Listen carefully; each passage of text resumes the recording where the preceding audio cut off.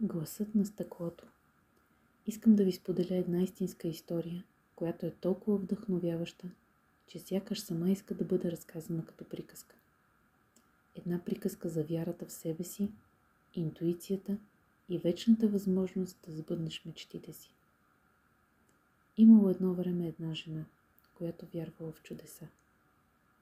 Не в онези, които падат от небето, а в чудесата, които се раждат от човешките ръце и от искреното желание да направиш света по-красив.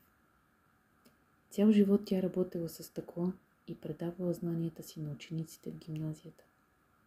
Един ден, когато вече била пенсионерка, животът е поставил пред избор. Тя напуснала родното и познатото и се озовала от другата страна на океана. Тя носила със себе си само своята опитност като инженер-химик. Не знаела езика и дори нямала шофьорска книжка. Не търсила успех, а любовта към семейството, към внучето си, към живота. И именно тази нейна любов я отвела към истинската й мисия – да превърне стъклото в светлина. Започнала да учи езика, изкарала шофьорски курс и малко по малко се адаптирала към средата. Не след дълго намерила и работа като химик, а след това създала и своя фирма.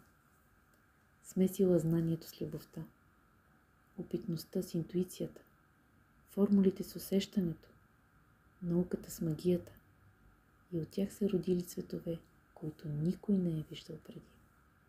Стъклото запяло, от огъня се родили цветове живи, пеещи, сияещи. Те се превърнали в гласовете на радостта, носещи светлината по целия свят. Славата й се разнасяла по света и достигнала чак до ушите на хората в Австралия и Япония.